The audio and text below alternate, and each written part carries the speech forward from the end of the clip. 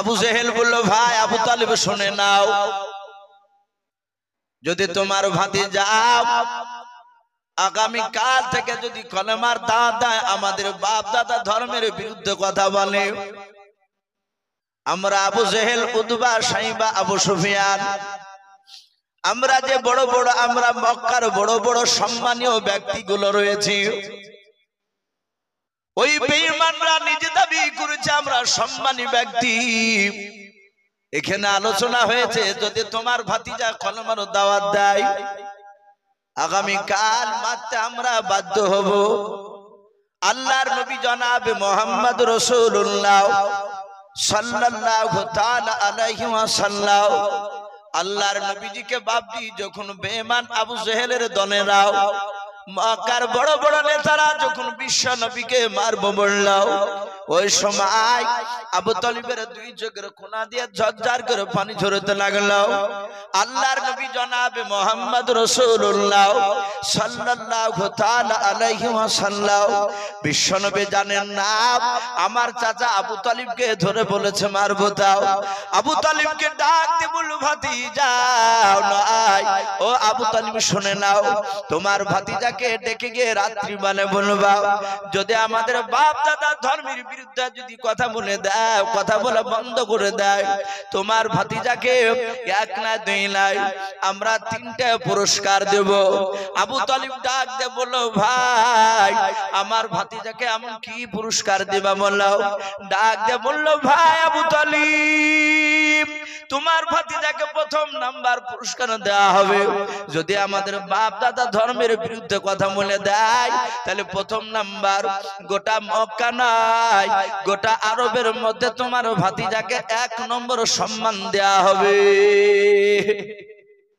আল্লাহর নবী জনাবে মুহাম্মদ রাসূলুল্লাহ সাল্লাল্লাহু তাআলা আলাইহি ওয়াসাল্লাম নবীজির চাচা ডাক দিয়ে বলেছেন, গো আমার মক্কার নেতারা, বলো 2 নাম্বার কি দিমা বলো।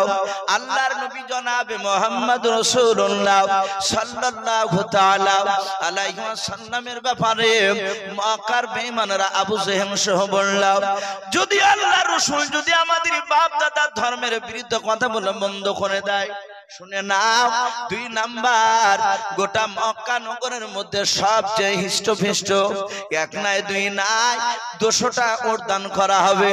ওরে আবু তালিব ভাই শুনে নাও, 3 নাম্বার পুরস্কার দেওয়া হবে, গোটা মক্কা নগরের মধ্যে সবচেয়ে বড় যে খাজরের বাগানটা, তোমার ভাতিজা যদি চায় আমরা মক্কার তরফ থেকে তাকে ফ্রি দিয়ে দেওয়া হবে। আল্লাহ রাসূল তার চাচা বললেন, ভাই এই 3টে বলে, হ্যাঁ আমার বিশ্ব নবী রাহমাতুল লিল আলামিন সাল্লাল্লাহু তাআলা আলাইহি ওয়াসাল্লামকে পুরস্কার দিবে। আবু তালিব শুনল। আবু তালিব বলল, ভাই চিন্তা করো না, আমি ছোট থেকে মুহাম্মদ সাল্লাল্লাহু আলাইহি ওয়াসাল্লামকে আমি লালন পালন করি। আপনারা শুনেছেন নবী 8 বছর বয়সে, যখন নবীর 8 বছর বয়স হয়, ওই সময় নবীর আপন দাদা আব্দুল মুত্তালিব দেখাশোনা করতে উনি ইন্তেকাল করেছিলেন। এই আবু তালিব ইন্তেকাল করার পর 8 বছর থেকে নিয়ে বাপজি রাসূল সাল্লাল্লাহু আলাইহি ওয়াসাল্লামকে প্রায় 40 বছর শুধু নয় 25 বছর পর্যন্ত, নবীর বয়স পর্যন্ত একই বাসনে একই সঙ্গে আবু তালিব আর মুহাম্মদ সাল্লাল্লাহু আলাইহি ওয়াসাল্লাম খাবার খেতেন। বলুন আলহামদুলিল্লাহ। উনি মানুষ করেছেন আবু তালিব বিশ্ব নবীকে। বলল, ভাই আশা করি আমার কথাকে সে মেনে নেবে। আবু তালিব রাত্রি বেলা বাড়ি চলে গেল। বাড়ি যাওয়ার পর তার বিবিকে বলল, বিবি রে, আমি সেই আমার ভাতিজার সাথে যেদিন 25 বছর বয়সে খাদিজার সাথে বিয়ে হয়ে যায়, বিয়ের পরের দিন থেকে নয়, বিয়ে রাত্রি থেকে আমি আমার ভাতিজার সাথে খাবার একসঙ্গে খাই নাই। আমি ভাতিজার বিয়ে দিয়েছি, আমার ভাতিজা তার অর্ধাঙ্গিনী বিবিকে নিয়ে খাবার খাবে। আমার বিশ্ব নবীজির চাচা সেদিন থেকে খাবার আর একসঙ্গে খেয়েছিলেন না। তাই বলল, বিবি একটা বাসনে দুজনের খাবার খোলো, যেন দুজনাই পেট ভরে যেন খাবার খাওয়া হয়, একটা বাসনে ওই রকম ভাবে খাবার সাজা। খাবার সাজানো হলো। আল্লাহ রাসূল পাশের ঘরে ছিলেন। আবু তালিব বলল, ভাতিজা, ও ভাতিজা, বিশ্ব নবীর এত সুন্দর আখলাক, এত সুন্দর চরিত্র মক্কার লোকেরা দেখে অবাক হয়ে যেত। বলুন আলহামদুলিল্লাহ। আল্লাহ রাসূলের এমনই ব্যবহার।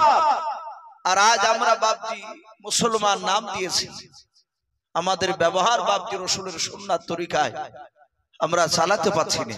সে আলেম বলে আর হাজী বলেন আর সাধারণ মানুষ বলেন না কেন, আজ আমাদের ব্যবহার পুরো বাপজি একদম রাসূলের, সাহাবাদের রাসূলের বাপজি চরিত্র বিরুদ্ধ হয়ে যাচ্ছে। এই জন্য তো বাপজি আমাদের দিন দিন আজ অত্যাচার, বেঈমানদের শক্তি বাপজি বাড়িয়ে যাচ্ছে। এত ফিলিস্তিনের জন্য বাপজি আমরা সবাই দোয়া করছি, করি না? বলে ইমাম সাহেব দোয়া করে না? আপনারা তো আমিন আমিন করছেন সবাই আমাদের সাথে হাত। এত দোয়া একটাও বাপজি কবুল হচ্ছে না কেন? আমরা সবাই ভেজালে পরিণত হয়ে গেছি। আজ আমরা টুপিওয়ালা, দাড়িওয়ালা, গোল পাঞ্জাবিওয়ালা, আজ আমাদের অপর দেখে মনে হচ্ছে সত্যি আল্লাহওয়ালা, কিন্তু ভিতরটা আমাদের ভালো নেই। আমাদের ভিতরটা গুনাহতে জর্জরিত হয়ে গেছে। এই জন্য বাপজি আমাদের দোয়া তার কাজে আসছে না। আমরা বিশ্ব নবীর সুন্নাত তরিকা আমরা কেউ চলতে পারছি না। যদি হয়তো 5 ওয়াক্ত নামাজ পড়ছি, দেখা যাচ্ছে গোপনে সুদে টাকা চলছে আমাদের। যদি আপনার 5 ওয়াক্ত নামাজ পড়ছি, সুদে টাকা না খাটালে দেখা যাচ্ছে বেটা বিটির হক সঠিকভাবে আমরা আদায় করতে পারি। যে কোনো দিক দিয়ে আমরা গুনাহতে বাপজি জড়িয়ে আছি। আল্লাহ রাসূল সাল্লাল্লাহু তাআলা আলাইহি ওয়াসাল্লাম কাউকে উঁচু আওয়াজে কথা বলতেন না। আমার বিশ্ব নবীকে অনেকেই গালিগালাজ করেছে। আল্লাহ রাসূল সাল্লাল্লাহু তাআলা আলাইহি ওয়াসাল্লামের কথা আপনারা শুনেছেন, যে বেঈমান আবু জেহেল এক নয় দুই নয়, আমার বিশ্ব নবীকে প্রায় 212 বেশি বাপজি আঘাত করেছে। তারপরও রাসূলকে ডেকেছে, নবী ছুটেছে আবু জেহেলের কাছে। যদি একবার চাচা আবু জেহেল যদি একবার কলমা পড়ে নেয়, কলমা পড়লি জাহান্নামের আগুন থেকে সে বেঁচে যাবে।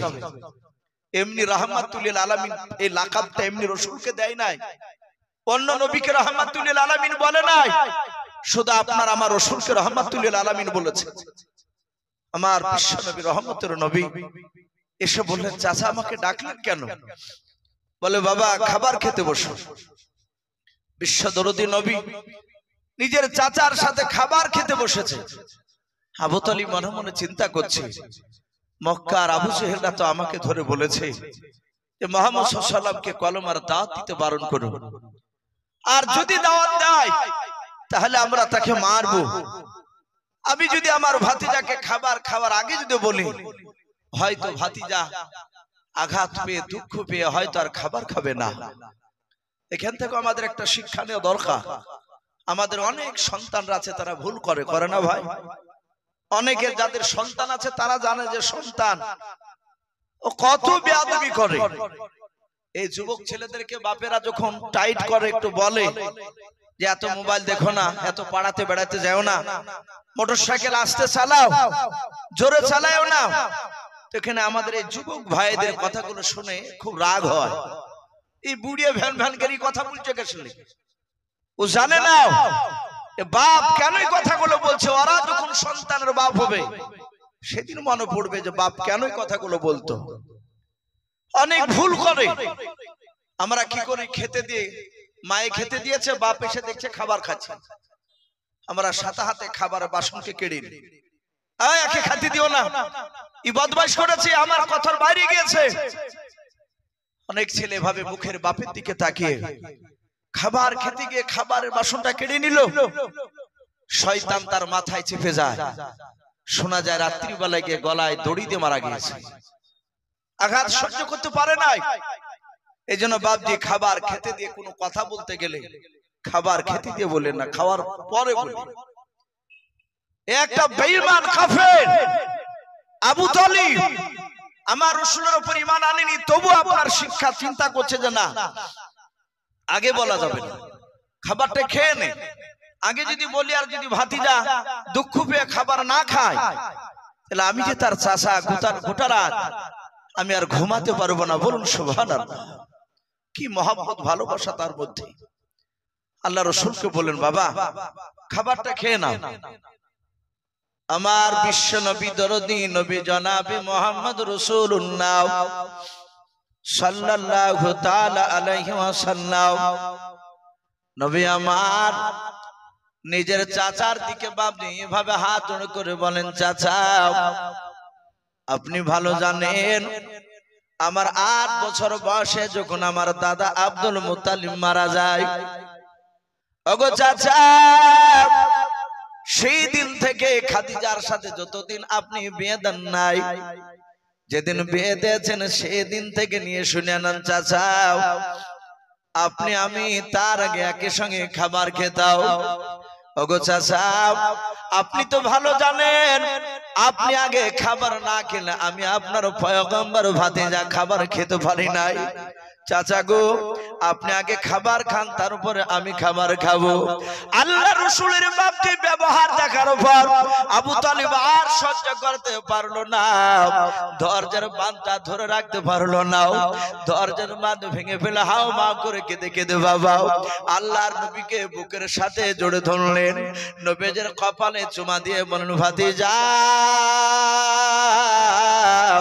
আমি তোমার পয়গম্বরের চাচা আবু তালিব শুনে নাও, আমি আর না বলে থাকতে পারলাম না রে বাবা, তুমি এত আমাকে ভালোবাসো, আমি না খেলে তুমি খাবার খাবা না বলে না চাচা।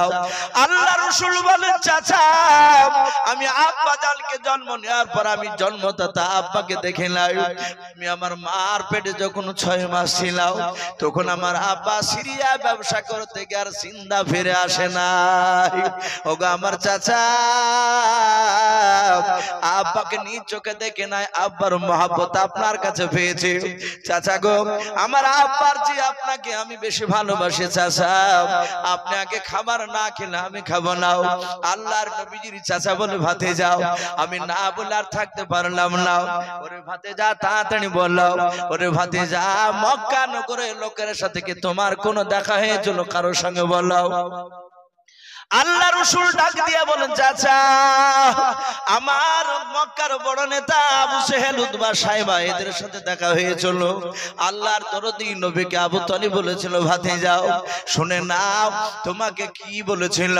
আল্লাহর নবী কাদা আর বলেন, চাচা আমি তো এমন কোন অন্যায় করে নাই গো চাচা, আমি শুধু তাদেরকে জান্নাতের কথা বলছিলাম, জাহান্নাম থেকে তারা কিভাবে নাজাত পাবে এই কথাগুলো শোনাছিলাম। আর ওই সময় আবু জেহেল এসে আমার কলার খানাকে ধরে আমার গলায় ধাক্কা দিয়ে বের করে দিল, আমাকে বলল, ভাতে যাও আগামী কাল থেকে যেন কলমার আর যেন দাওয়াত দিবা না। আবু তালিব বলেছিল, ভাতিজা শুনে নাও, ওই কথা এসে আমাকে বলেছে না বাবা, কিন্তু শুনে নাও ওদের তাকানো দেখেছে, ওদের চোখের দিকে আমি তাকে দেখলাম, ওদের ভাঙ ভঙ্গে ভালো নাই, ওদের চোখগুলো মোটা মোটা হয়েছিল। রে আমার ভাতিজা তোমাকে মারবো বলেছে, কলমার দাওয়াত যদি তুমি বন্ধ না করো, ভাতিজা তোমাকে যখন মারবো বলল রে বাবা, আমার মনে হলো আসমান ভেঙে আমার মাথায় পড়ে যাবে। ও ভাতিজা আমি তোমার হাত ওখানা ধরে বলি কলমার দাওয়াত দিতে যেও নাও।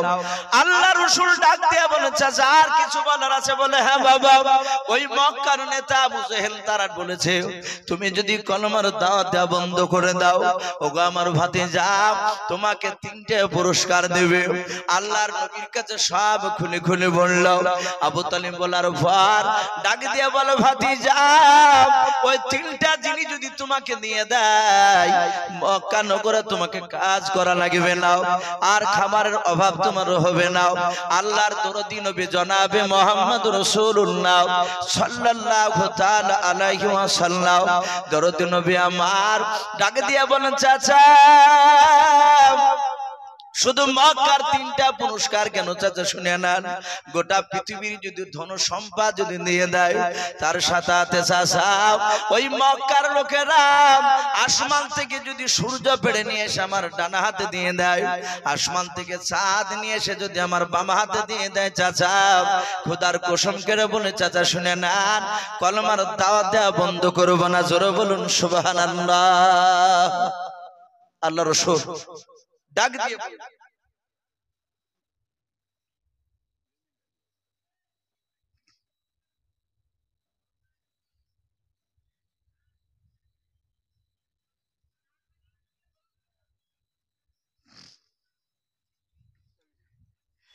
আল্লাহর নবী জনাবে মুহাম্মদ রাসূলুল্লাহ সাল্লাল্লাহু তাআলা আলাইহি ওয়াসাল্লাম বলেন, চাচা আমি কলমার দাওয়াত দেওয়া বন্ধ করব না। আমার বিশ্ব নবীর কথা শুনে বেঈমান আবু তালিব বাবা আল্লাহ রাসূলকে বাপজি কতটা ভালোবাসতেন, কথা শুনলে বুঝতে পারবেন। আমার নবী বলেন, চাচা কলমার দাওয়াত দেওয়া বন্ধ করব না আমি।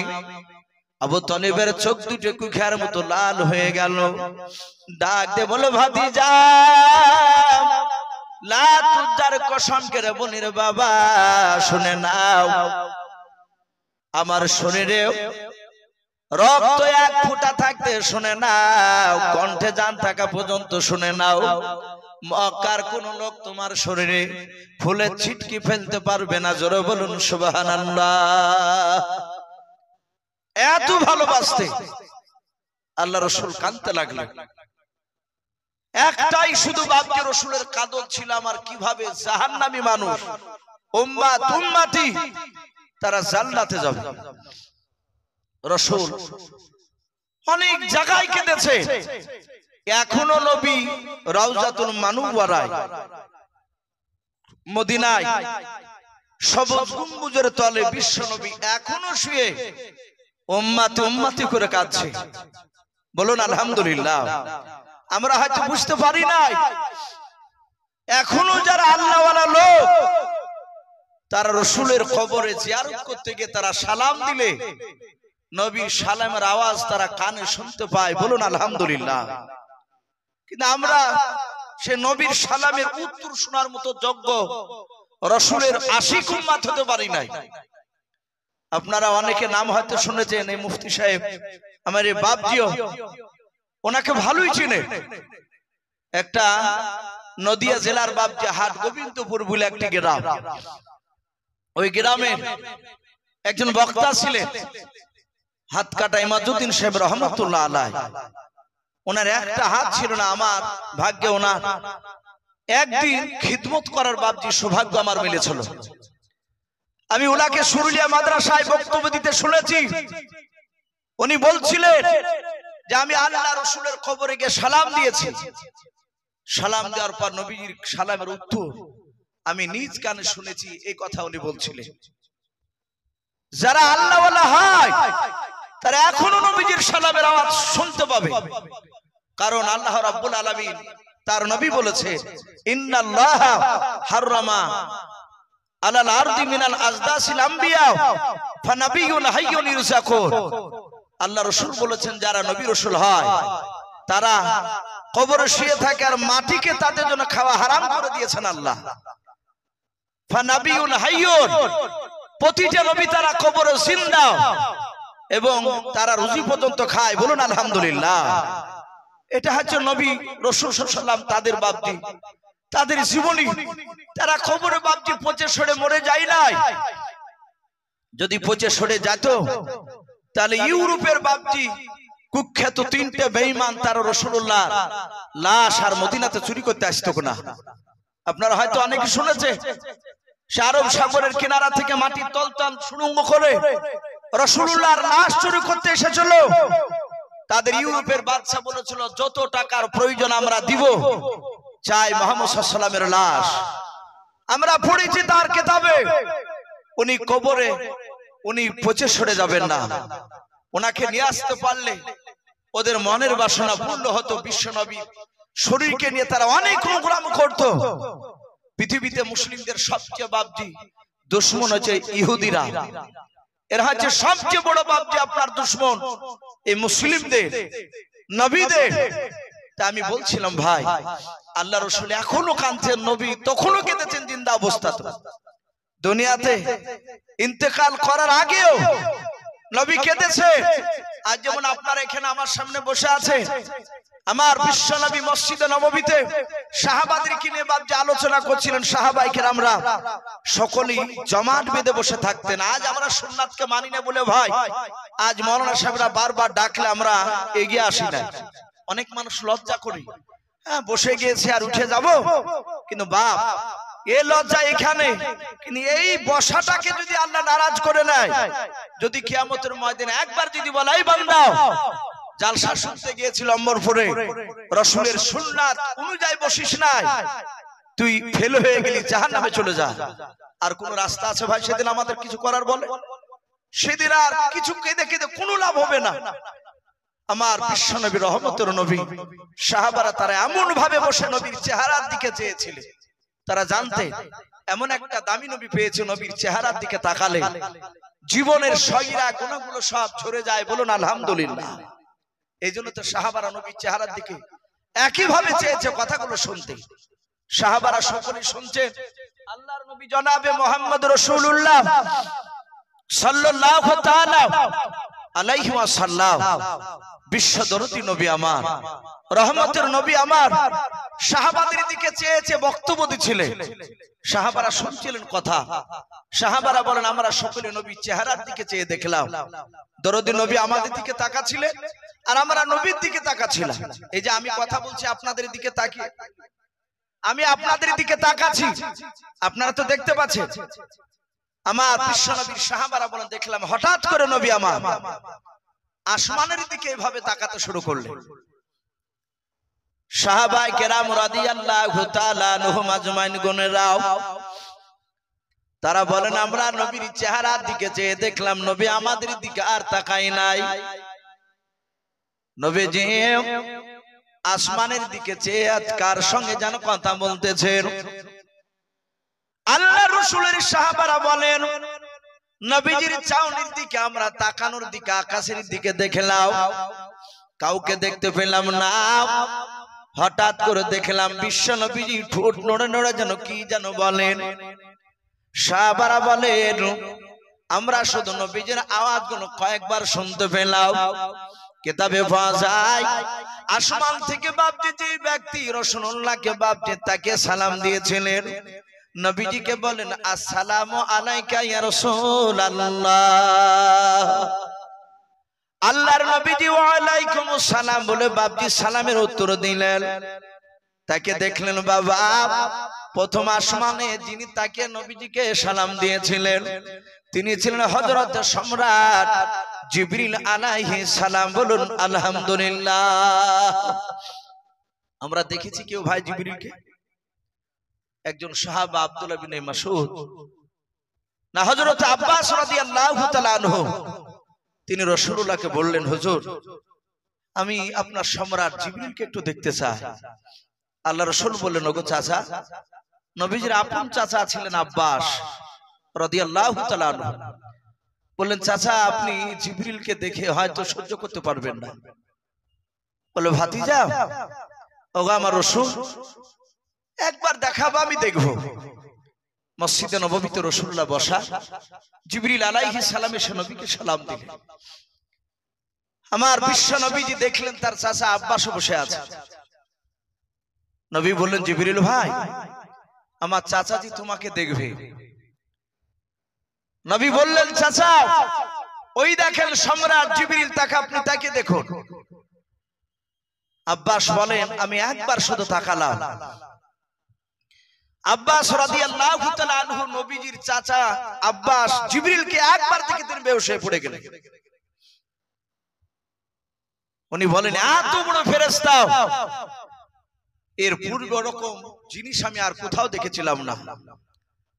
জিবরিল আলাইহিস সালাম তার বড় ব্যাপারে তিনি কত বড় ফেরেশতা ছিলেন আল্লামা জালালউদ্দিন সিউতি রাহমাতুল্লাহ আলাইহি তিনি বলেছেন যে আমার বিশ্বনবী রাহমাতুল লিল আলামিনের সাহাবার মুখ থেকে শুনেছিলেন, নবী বয়ান করেছেন, সাহাবারা বলছিলেন যে নবী জিবরিলের ব্যাপারে বলেছে। এত বড়, কত বড়? সারা পৃথিবীর যত পানি আছে বাবা, সারা আসমানের নিচে জমিনে ও নদী বলেন, সমুদ্র বলেন, সাগর বলেন, সমস্ত পৃথিবীতে যত নিচে পানি আছে সব পানি তুলে যদি জিবরিল আলাইহিস সালামের মাথা চাঁদিতে ঢেলে দেওয়া হয়, পানি হড়হড় করে ঢেলে দেওয়া যাবে। গোটা পৃথিবীর পানি সব গড়তে গড়তে গড়তে গড়তে জিবরিলের এই থুতনি পর্যন্ত, আমরা থুতনি বলি তো এই জায়গাটাকে, কানের লতিকায় গোড়া পর্যন্ত পানি গড়ে পৌঁছাতে গিয়ে পৃথিবীর সব পানি শুকে যাবে। বলুন সুবহানাল্লাহ। জিবরিল এত বড়, আল্লাহ রাসূল বলেন, ওগো সাহাবা, আমি মেরাজে গিয়ে দেখেছি সিদরাতুল মুনতাহায়, ওই যে আপনার মেরাজের রাত্রি তো রাসূলের সাথে যাওয়ার পর সাত পাক আসমান পাড়ি দিয়ে সিদরাতুল মুনতাহায় গিয়ে বলছেন, হুজুর এখান থেকে আমি আর যেতে পারবো না। নবী বলেন, জিবরিল ভাই, দুনিয়া থেকে নিয়ে আসলে আর এখানে তুমি এসে যাবা না? বলে, এখান থেকে আপনি আল্লাহর আরশ আজিমে চলে যান, আল্লাহর কুদরতি যানবাহন আপনাকে তুলে নিয়ে চলে যাবে। আমার বিশ্ব নবী বলেন, আমি এইভাবে জিবরিলের দিকে তাকে বললাম, জিবরিল ভাই যাবা না কেন? সঙ্গে সঙ্গে জিবরিল এইভাবে হাত দুখানা সাত করলেন। আমি জিবরিলের অরিজিনাল চেহারা দেখলাম। নবী বলেন, আমি জিবরিলের অরিজিনাল চেহারা দেখলাম। কিতাবে এটাও লিখেছে, রাসূল সাল্লাল্লাহু আলাইহি ওয়াসাল্লাম নবীজির কাছে প্রায় 24,000 বেশি এই সম্রাট জিবরিল এসেছিলেন নবীর কাছে। কতবার বললাম? 24,000 বেশি। অথচ নবী বলছেন, আমি এতবারের মধ্যে মাত্র জিবরিলের অরিজিনাল চেহারা আমি 2 বার দেখেছি। বলে, আমি তার দেহতে দেখলাম 600 খানা ডানা ফিট করা আছে, 600 খানা। মাত্র জিবরিল 2টা ডানা শাট করলে গোটা পৃথিবীটা জিবরিলের বগলতল হয়ে যায়। বলুন সুবহানাল্লাহ। এত বড় ফেরেশতা সম্রাট জিবরিল। সেই ফেরেশতা জিবরিল আলাইহিস সালাম নবীকে সালাম দিলেন। সাহাবায়ে কেরাম রাদিয়াল্লাহু তাআলা আনহুম আজমাইনগণেরাও সবাই মিলে বলেন, আমরা চুপ করে নবীজির কথাগুলো শুনতেছিলাম। আল্লাহ রাসূল উপর দিকে তাকিয়ে কথা বলেন, ওগো জিবরিল ভাই, তুমি আমাকে কেন সালাম দিলে? কি বলবা তাড়াতাড়ি বলো। জিবরিল আলাইহিস সালাম নবীজিকে বলেন, ইয়া রাসূলুল্লাহ, ইয়া হাবিবাল্লাহ, আপনি আমার ডান হাতের দিকে তাকান। নবী বলেন, আমি তোমার ডান হাতের দিকে তাকালাম। বিশ্ব নবীজিকে জিবরিল আলাইহিস সালাম বলেন, নবী গো, আপনি আমার ডান হাতে কি দেখতে পাচ্ছেন বলেন। আল্লাহর দরদি নবী বলেন, জিবরিল ভাই, তোমার ডান হাতে আমি কয়েকটা ঘরের দরজার ছবি দেখতে পাচ্ছি। আল্লাহর নবীজিকে জিবরিল বলে, হুজুর কটা দরজার ছবি দেখতে পাচ্ছেন? নবীজি আমার 1 2 3 4 করে গুনে গুনে বললেন, তোমার হাতে 7টা দরজা দেখতে পাওয়া যাচ্ছে ছবি। হযরত জিবরিল বলে, নবী এই 7টা দরজা ছবি কিসের আপনি জানেন? বলে, না জিবরিল, আমি জানি না। জিবরিল আমিন আলাইহিস সালাম বলেন, হুজুর এটা জানানোর জন্য আমার আল্লাহ আপনার কাছে পাঠিয়েছে। আপনাকে জানানোর জন্য আমাকে বলেছেন আমার দোস্ত হাবিবুল্লাহকে জানিয়ে দাও এই দরজাগুলোর ছবিগুলো কোথাকার ছবি একটু দেখে দিয়ে এসো। আল্লাহ রাসূল বলেন, ওরে জিবরিল ভাই, ওই 7টা দরজা কিসের ছবি তুমি একটু খুলে বলো। জিবরিল আলাইহিস সালাম বলেন, নবী এই প্রথমকার দরজা নয়। আপনি বলেন জান্নাত কটা? বলে জান্নাত হচ্ছে 8টা। বলে জাহান্নাম কটা? বলে জাহান্নাম হচ্ছে 7টা। আল্লাহর নবীকে জিবরিল বলে, হুজুর 7টা দরজার ছবি দেখতে পাচ্ছেন আমার ডান হাতে? বলে হ্যাঁ। এই ডান হাতের ছবিগুলো হচ্ছে জাহান্নামের দরজার ছবি। এক একটা দরজার এক একটা ছবি, দরজার ছবি নিয়ে এসেছে জাহান্নামের। আল্লাহর নবীজিকে ডাক দিয়ে বলে, হুজুর কোন কোন দরজা দিয়ে কোন কোন নবী রাসূলের উম্মত উম্মতেরা জাহান্নামে যাবে এটা দেখানোর জন্য একটু আপনার কাছে এসেছে।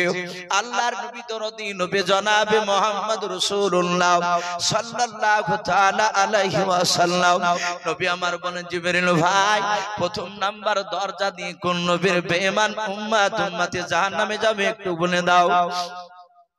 আমরা জানি আদম আলাইহিস সালাম থেকে নিয়ে আপনার আমার নবী জনাবে মুহাম্মদ রাসূলুল্লাহ সাল্লাল্লাহু তাআলা আলাইহি ওয়াসাল্লাম পর্যন্ত উলামার মুখে শুনতে পাই 1,24,000 নবী রাসূল বলে নাই। এতগুলো নবী রাসূলের মধ্যে থেকে বাবা সব নবী রাসূলরা তারা জান্নাতে, তারা বাপ দি মাসুম, তারা নিষ্পাপ, কোন নবী রাসূল বাপ যে গুনাহ করে নাই। প্রতিটা নবীরা রাসূলরা বাপ যে জান্নাতে। আল্লাহর নবীজি বলেছেন সব নবীর উম্মতরা বাপ যে সবাই জান্নাত যাবে না, কিছু উম্মত বাপ যে জান্নাতে যাবে, আবার কিছু উম্মতি জাহান্নামে যাবে। হযরত আদম আলাইহিস সালামের বাবা কিছু উম্মত যাবে জান্নাতে, কিছু উম্মতি যাবে জাহান্নামে, এভাবে সব দেওয়া আছে। আল্লাহ রাসূলকে ডাক দিয়া বলে হুজুর প্রথমকার দরজা দিয়ে হযরত আদম শফিউল্লাহ আলাইহিস সালাম, হযরত ইদ্রিস নবী আলাইহিস সালাম, হযরত শীশ নবী আলাইহিস সালাম, হযরত জাকারিয়া নবী আলাইহিস সালাম,